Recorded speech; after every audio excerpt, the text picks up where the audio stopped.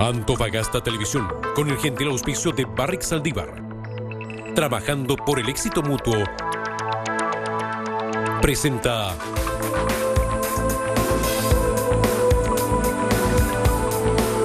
Encuentro Regional. ¿Cómo están? Bienvenidos a Encuentro Regional, la cita de los lunes acá en Antofagasta Televisión con distintos temas de la contingencia. Obviamente, y no cabe duda que vamos a hablar de esta nueva encuesta ADIMARC. Lo dice esta encuesta, es cierto, algunos podrán cuestionar, es lo que vamos a hablar en esta mesa, el 70% de desaprobación que tiene el gobierno de Michelle Bachelet. Para muchos tiene diversas explicaciones que se han ido abordando también en la contingencia en los últimos meses, que tiene que ver con el contexto económico, con la serie de reformas que se han llevado adelante. Quiero presentarles de inmediato a quienes nos van a acompañar esta noche. Está con nosotros Francis Espinosa, doctora en Ciencias Políticas. Muchas gracias, Francis, por acompañarnos esta noche en el encuentro regional dedicado al análisis de esta encuesta y bueno, para mucho más nos va a dar sin duda. Sí, buenas noches, Carolina, y gracias por tenerme una vez más en tu programa. También está con nosotros el economista Antonio Sánchez, justamente para abordar parte de este contexto también que rodea esta cifra de la última encuesta de ADIMARC. Muchas gracias, Antonio, por acompañarnos. Gracias a ustedes por la invitación. Está con nosotros Roberto Sepúlveda, presidente regional de la Central Unitaria de Trabajadores, que hace bastante tiempo no lo teníamos en Antofagasta Televisión, así que muchas gracias también por acompañarnos, Roberto. Hace mucho tiempo, así que gracias por la invitación. Y está con nosotros también Néstor Morales, sociólogo, ha estado también en el encuentro regional, así que también gracias, Néstor, por acompañarnos nuevamente acá en el programa. Buenas noches, ¿cómo estás?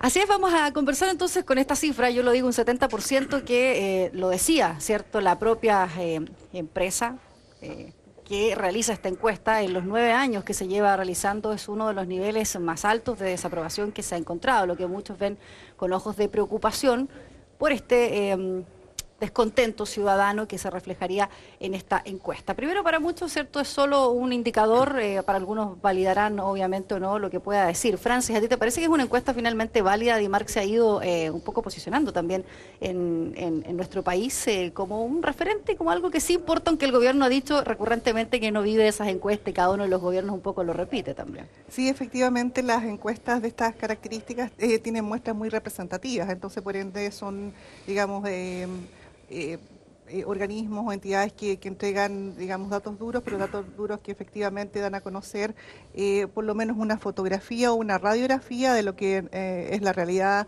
o cómo la gente percibe, en este caso, a las autoridades. Es cierto, hay críticos que dicen que en el fondo pareciera ser que estamos gobernando empoderados sobre la base de un discurso eminentemente cuantitativo y que en este caso el máximo comentarista o opinólogo sería justamente el director de este tipo de encuestas. Entonces habría que entender que claro, que es posible que las encuestas hasta cierto punto también nos entreguen una visión un poco sesgada, pero yo creo que es una, digamos, es un input importante para entender qué le está pasando a la gente con respecto a la confianza o desconfianza del poder político.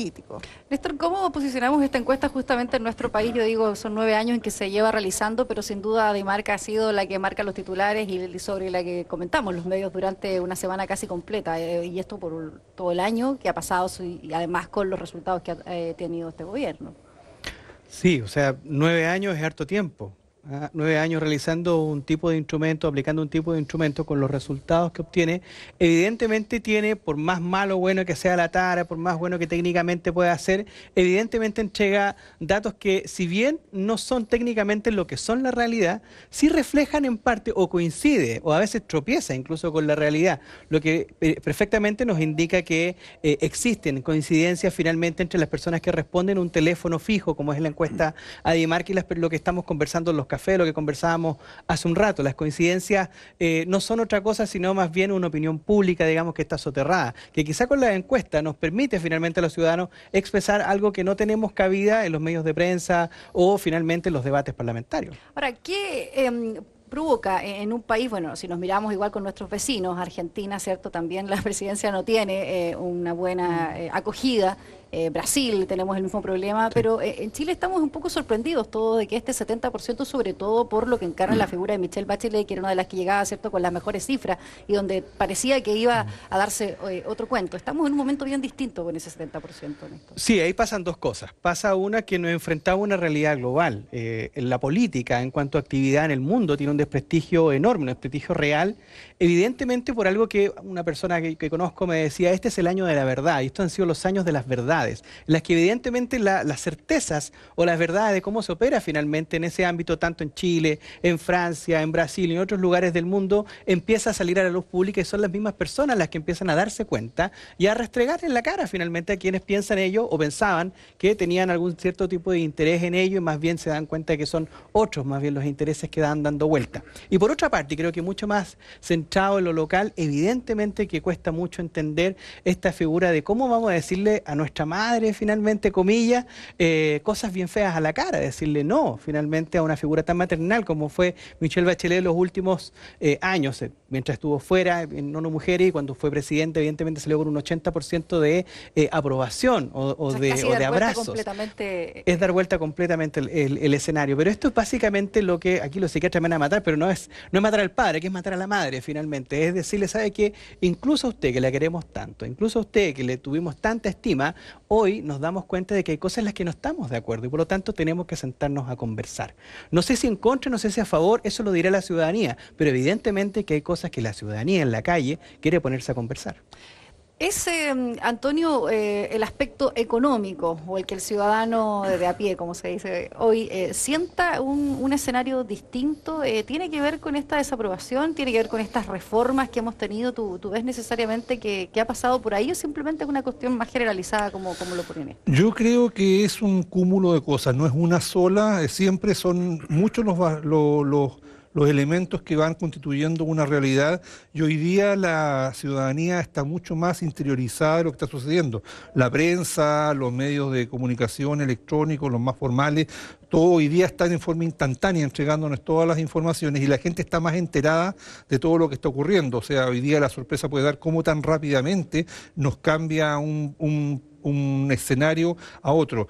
Obviamente que lo económico está influyendo, la situación más bien de perspectivas, todavía la gente yo creo que no lo está sintiendo en la práctica lo que la economía nos está llevando este año. Creo que la situación para las personas va a ser bastante más complicada en algunos meses más. Y aún así, la gente ya percibe que la situación no es buena en el ámbito económico, saben que la situación va a ser más compleja, el propio gobierno lo está diciendo, el ministro de Hacienda se sinceró hace unos días atrás y lo dijo. Él usó la palabra ahora vamos a decir la verdad, es muy duro para un economista, un ministro de Hacienda, que diga ahora vamos a decir la verdad. ¿Qué nos quiere decir con eso? ¿Que el anterior mintió? Bueno, en todo caso, por lo menos nos dijo la verdad. Entonces, se suman todos esos factores para entregarnos la fotografía que entrega Adimar hoy día.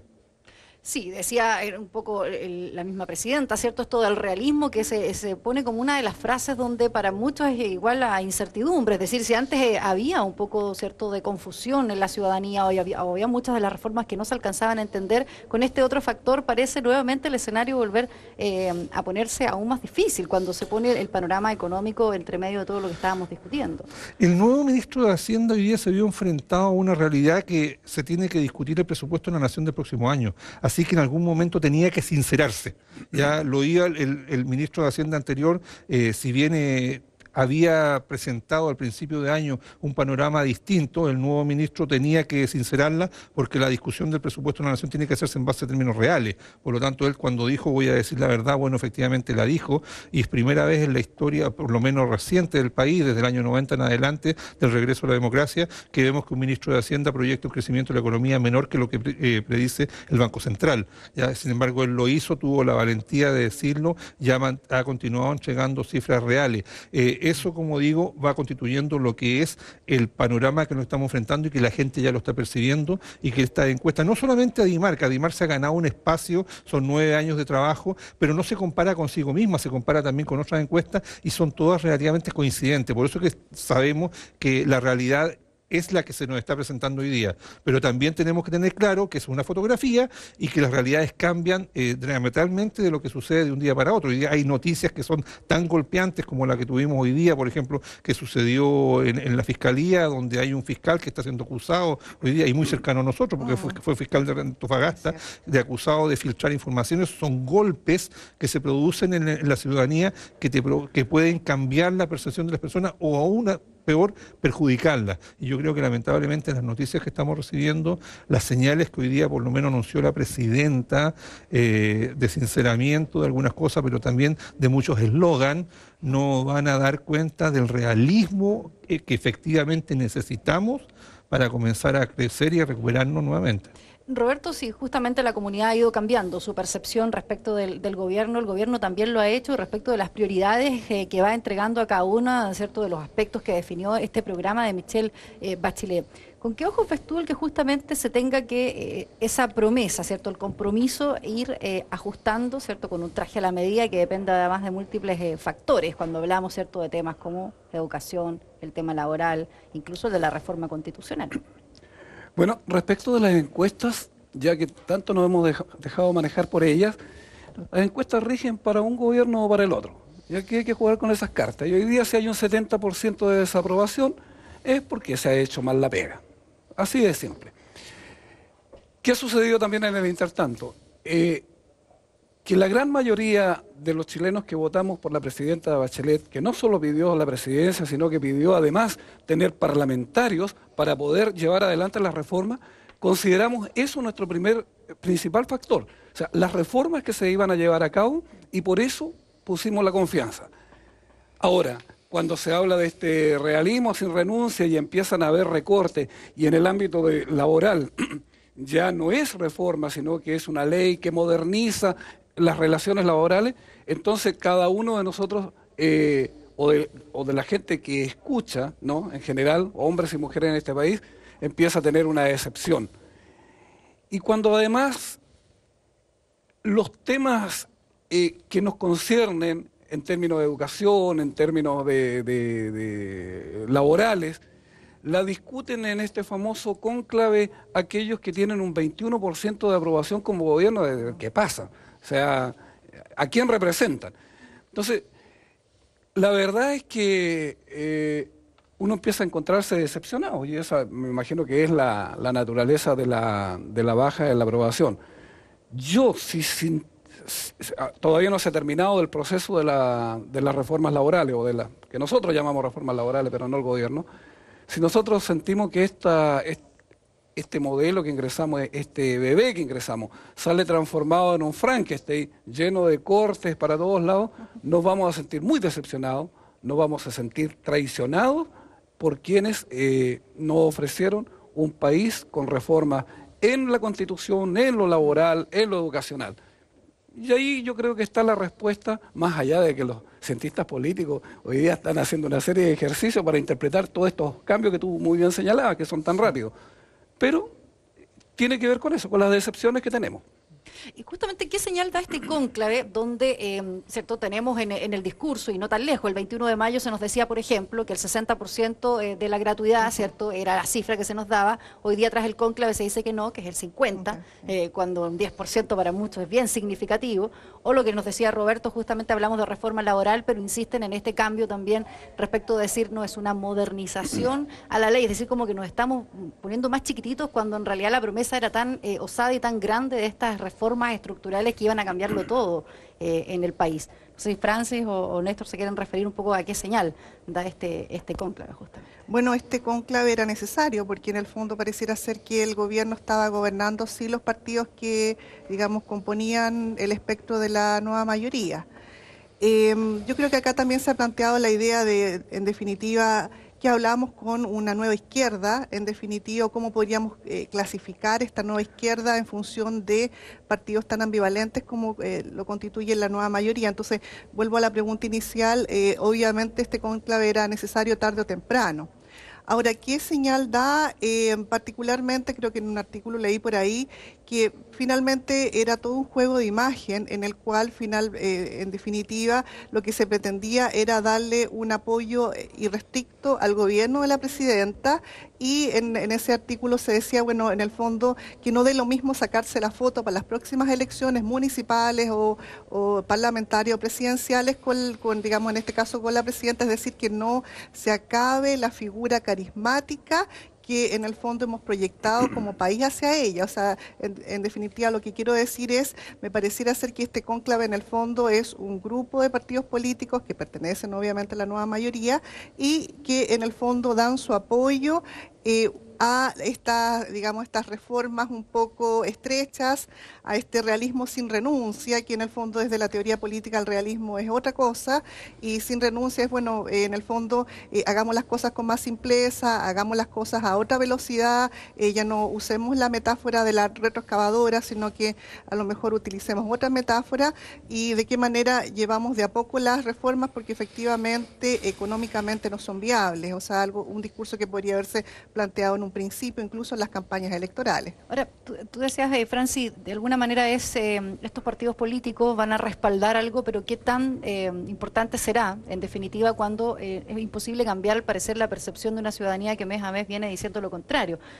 A los partidos políticos tienen que alinearlo para que finalmente las reformas las puedan votar en el Congreso. Eso sería la vía de escape, entonces, alinear su partido, porque la oposición también ya ha dicho las cosas bien claras. Aquí se ha declarado un poco...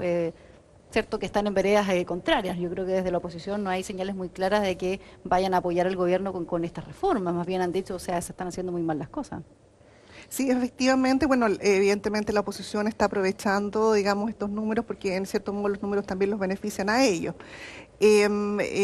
Yo particularmente pienso que, digamos, este cónclave es más bien para apoyar la figura de ella y que en definitiva no pensemos que la nueva mayoría finalmente es un pacto de partidos que está fracasado. O sea, yo creo que esa es digamos, un poco la señal que da en este caso el cónclave, y si ustedes se dan cuenta, al final todos se ven alegres, se ven como amigos. Entonces, efectivamente, es de qué manera finalmente esta coalición de gobiernos tan distintos, fuerzas centrípedas le llamaba, digamos, Roberto Ampuero, de qué manera se ven como en el fondo que están en camino hacia un gobierno que debería ir al éxito.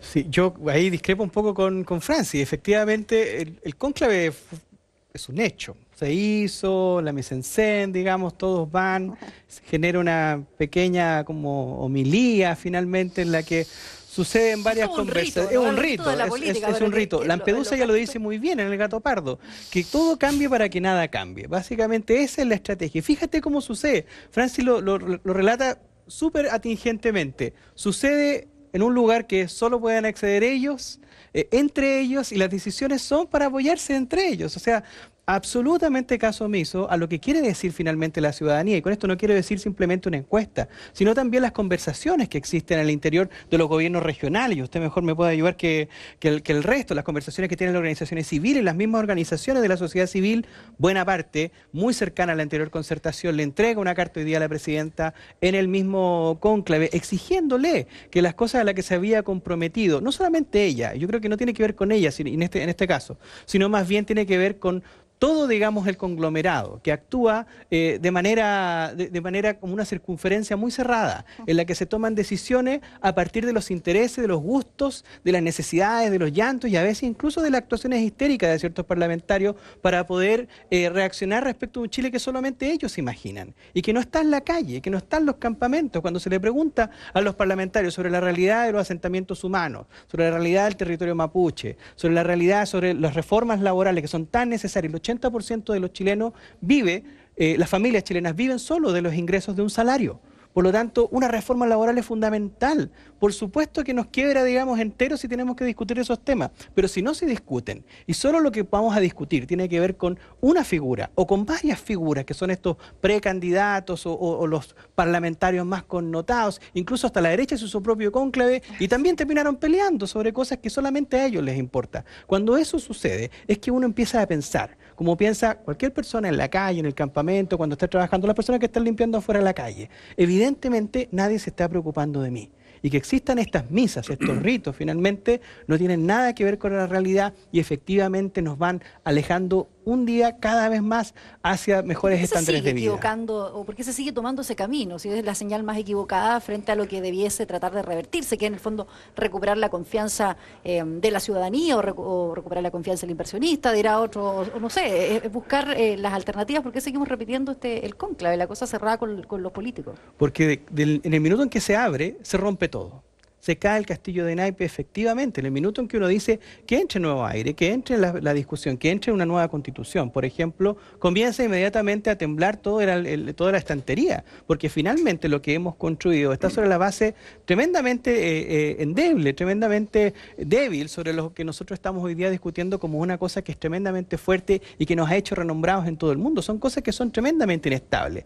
Y una de las cosas más importantes para una democracia es tratar de reconocer cuáles son nuestros debilidades, cuáles son los puntos más inquietantes, que este check and balance que tiene finalmente la política es real. Y es así, y no tiene nada de malo discutir y que las cosas cambien y cambien de verdad. Que de repente haya unos que estén gobernando y hayan otros después que estén gobernando y no pasa nada, porque si las reglas están claras, todos remamos para el mismo lado. Y cuando uno dice, chuta, entre medio se están tratando de poner de acuerdo aquellas personas que piensan más o menos parecido y se agarran del moño, con los pocos pelos que le quedan igual que a mí, efectivamente uno dice, ¿cómo será si tuviésemos que ponernos todos de acuerdo? Yo creo que sería mucho más sano y mucho más simple. Un dato de la causa nomás para este tema de la nueva Constitución que refleja finalmente todo este almanaque.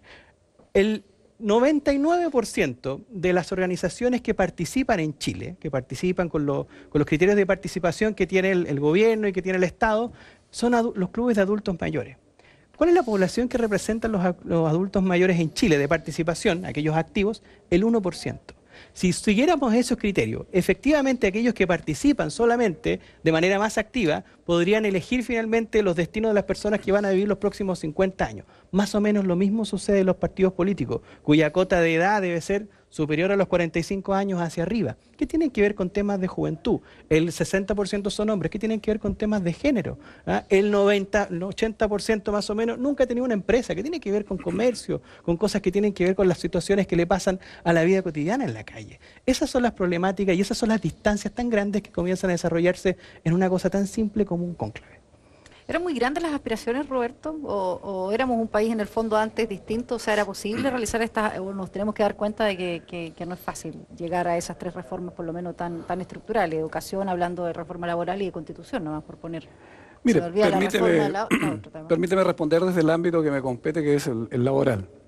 El año 2009, la CUT diseñó un plan, un documento en que hablábamos de que teníamos que tener en Chile nueva constitución, que teníamos que tener una reforma tributaria que apoyara las reformas que luego deberían venir, la de la educación y la reforma laboral. Eso lo dijimos el 2009 y están los documentos ahí, las profundas desigualdades de Chile.